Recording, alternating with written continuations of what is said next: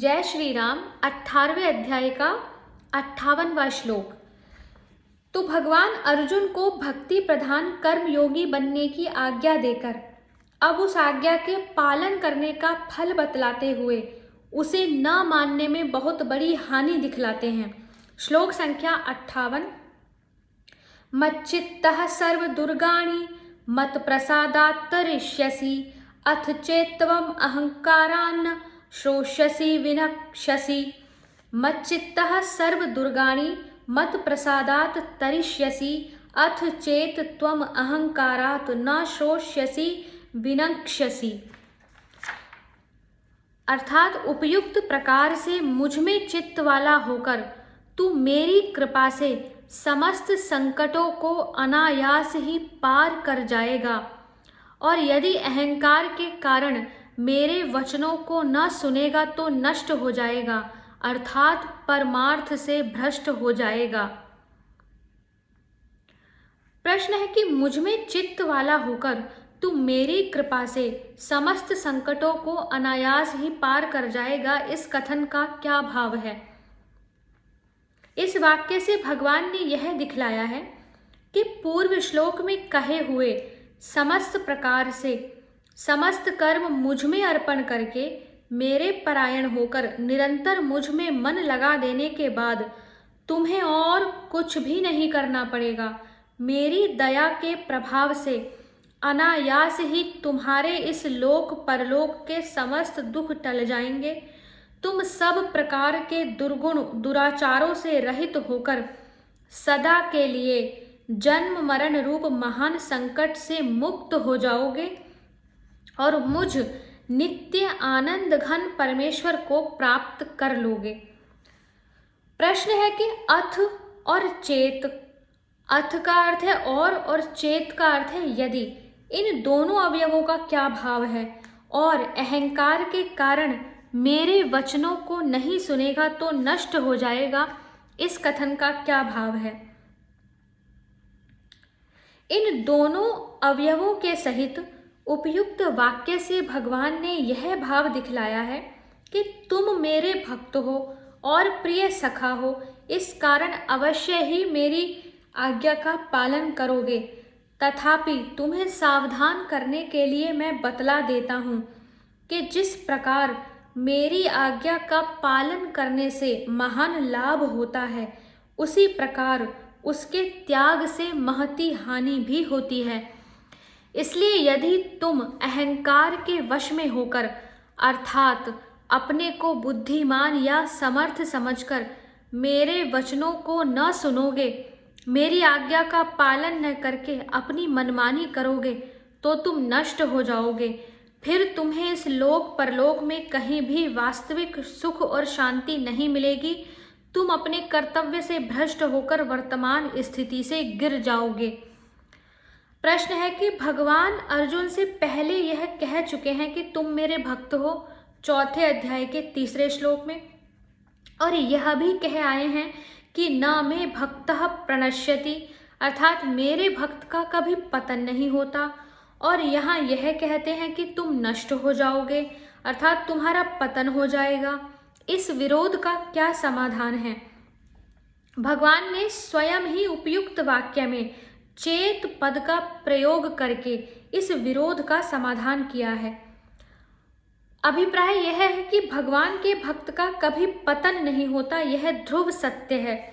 और यह भी सत्य है कि अर्जुन भगवान के परम भक्त हैं, इसलिए वे भगवान की बात न सुने, उनकी आज्ञा का पालन न करें, यह हो ही नहीं सकता। किंतु इतने पर भी यदि अहंकार के वश में होकर वे भगवान की आज्ञा की अवहेलना कर दें, तो फिर भगवान के भक्त नहीं समझे जा सकते। इसलिए फिर उनका पतन होना भी युक्ति संगत ही है। तो पूर्व श्लोक में जो अहंकार वश भगवान की आज्ञा को न मानने से नष्ट हो जाने की बात कही है, उसी की पुष्टि करने के लिए अब भगवान 2 श्लोकों द्वारा अर्जुन की मान्यता में दोष दिखलाते हैं। श्लोक संख्या 59। यदहंकारमाश्रित्य नायोत्स इति मन्यसे मिथ्येष व्यवसायस्ते प्रकृतिस्त्वां नियोक्ष्यति। यत् अहंकारम् आश्रित्य न योत्स्य इति मन्यसे मिथ्या एषः व्यवसायः ते प्रकृतिः त्वां नियोक्ष्यति। अर्थात जो तू अहंकार का आश्रय लेकर यह मान रहा है कि मैं युद्ध नहीं करूंगा, तेरा यह निश्चय मिथ्या है, क्योंकि तेरा स्वभाव तुझे जबरदस्ती युद्ध में लगा देगा। प्रश्न है कि जो तू अहंकार का आश्रय लेकर यह मान रहा है कि मैं युद्ध नहीं करूंगा, इस वाक्य का क्या अभिप्राय है?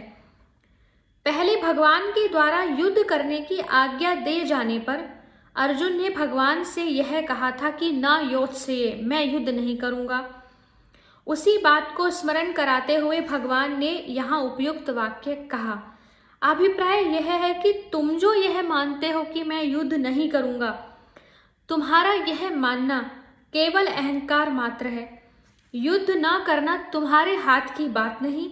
अतएव इस प्रकार अज्ञान जनित अहंकार के वशीभूत होकर अपने को पंडित, समर्थ, स्वतंत्र समझना एवं उसके बल पर यह निश्चय कर लेना कि अमुक कार्य मैं इस प्रकार सिद्ध कर लूंगा और अमुक कार्य नहीं करूंगा, बहुत ही अनुचित है।